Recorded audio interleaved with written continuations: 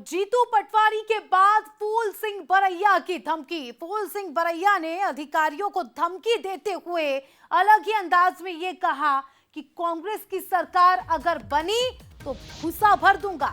SP collector संविधान खत्म करने में लगे हैं। जीतू पटवारी के खिलाफ एफआईआर दर्ज करा दी। जीतू ने भी अधिकारियों को उसके पहले धमकी दी थी कि रुक जाओ 3 साल, कांग्रेस की सरकार जब बनेगी तो हिसाब बराबर होगा। अधिकारी अपने पाप लिखते जाए, 3 साल निकल जाएंगे फिर गिनती होगी, ये कहना था जीतू पटवारी का। और अब कांग्रेस नेता फूल सिंह बरैया ने भी कुछ इसी लहजे में अधिकारियों को चेतावनी दी है। क्या कुछ कहा है वो भी सुनवाएंगे।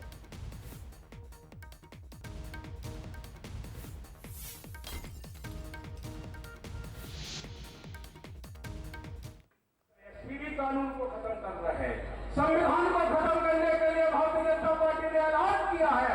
अब कलेक्टर एसपी भी संविधान खत्म करना चाहते हैं। और मैं आपसे कहना चाहूंगा, जीतू पटवारी जी के ऊपर मुकदमा दायर कर दिया है और कांग्रेस की सरकार बना दी।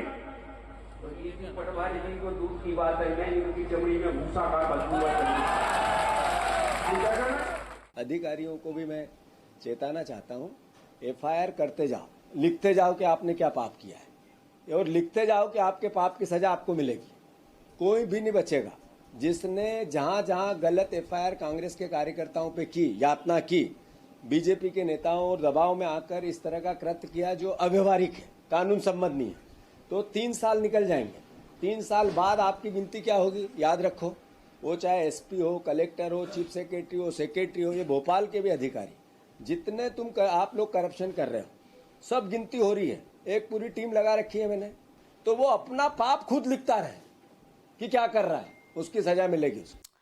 तो आपने सुना फूल सिंह बरैया को और जीतू पटवारी को। बजल न्यूज भी इस पर बड़े सवाल उठाता है। हमारा सवाल यह है कि क्या कांग्रेसी नेताओं की भाषा बेलगाम हो चुकी है? अधिकारियों को धमकी देना ये लोकतंत्र है या डरतंत्र? क्या कांग्रेस संविधान की मर्यादा भूल चुकी है? और ऐसे बयानों से अफसरों का क्या मनोबल टूटेगा? क्योंकि साफ तौर पर, सीधे तौर पर यह कहा जा रहा है कि सरकार बनी तो बदला लिया जाएगा, हिसाब किया जाएगा। अब कैसा हिसाब करेंगे जीतू पटवारी और कांग्रेस का क्या कुछ यहाँ पर एक्शन होगा, ये तो देखने वाली बात होगी। लेकिन इस तरह से अधिकारियों के लिए इस तरह की बातें कहना कहीं ना कहीं बड़े सवाल खड़े करता है। अभिनव बरेलिया जी हमारे साथ जुड़ चुके हैं कांग्रेस से और अजय सिंह यादव जी बीजेपी से हमारे साथ जुड़ चुके हैं। अभिनव जी, इस तरह की भाषा का उपयोग करना कांग्रेसी नेताओं के द्वारा कि 3 साल बाद सरकार बनेगी तो भूसा भरवा देंगे, क्या ये सही है? जी अभिनव जी, आवाज पहुंच रही है मेरी आप तक? चलिए, अजय जी भी हमारे साथ जुड़े हैं बीजेपी से। अजय जी, लगातार कांग्रेस के नेताओं का, पीसीसी चीफ का भी आरोप है कि बीजेपी के दबाव में अफसर जो है उनके खिलाफ एफआईआर कर रहे हैं, क्या कुछ कहेंगे? देखिए, मध्य प्रदेश के तमाम अधिकारी कर्मचारी ईमानदारी से काम कर रहे हैं, सेवा नियमों के अनुसार काम कर रहे हैं और जनता की सेवा में लगातार लगे हुए हैं। कांग्रेस पार्टी लगातार मिल रही असफलताओं से बौखलाकर इस तरह की उल जलूल बयानबाजी कर रही है। असल में कांग्रेस में तमाम आपराधिक मानसिकता के नेता ही आज कांग्रेस का नेतृत्व कर रहे हैं।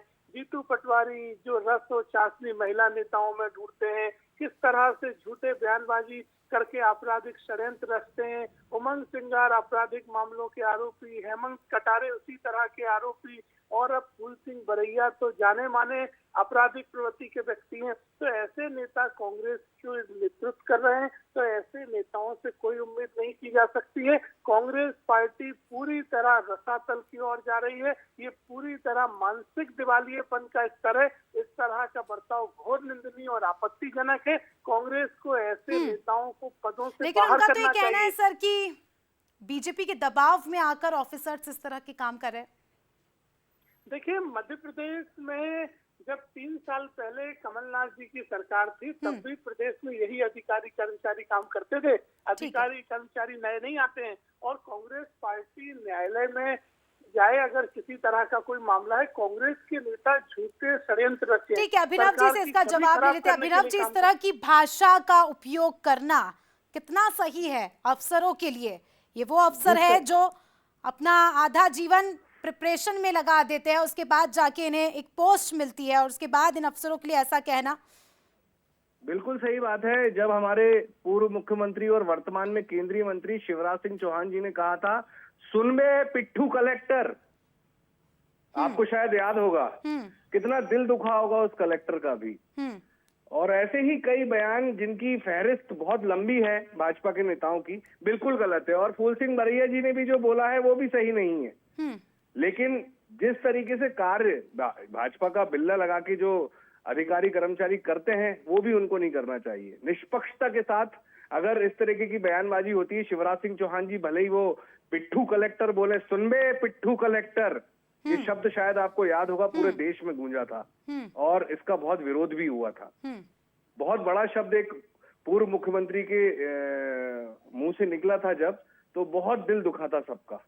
और आज भी आप, सही बात है, बहुत सही मुद्दा आपने उठाया है, क्योंकि जिस तरीके से प्रशासन को चलना चाहिए, आज आप देखेंगे कि पूरे प्रदेश में माहौल खराब है, पूरा प्रदेश अराजकता में घिरा हुआ है। जी, आप बस 30 सेकंड में ये समझा दीजिए कि किस तरह से हिसाब होगा। हिसाब की जो बात कर रही है कांग्रेस, किस तरह से हिसाब होगा और 3 साल बाद कैसे वो हिसाब पूरा किया जाएगा? आप 30 सेकंड में अपनी बात सर कंप्लीट कीजिए। देखिए, हिसाब की बात नहीं है, ये एक प्रशासन कैसा चलना चाहिए उसके लिए बात हो रही है हमारी। शायद हम एक अच्छा हेल्दी एक फोनों पे डिबेट कर रहे हैं।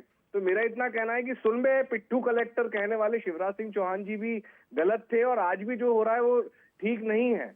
लेकिन प्रशासन नहीं है और इसी बीच सर प्रशासन को जगाने के दोनों लिए ही पार्टियों के नेताओं को एटलीस्ट लैंग्वेज की मर्यादा का ध्यान रखना चाहिए कि कब किसके लिए कैसी बातें कही जाती है।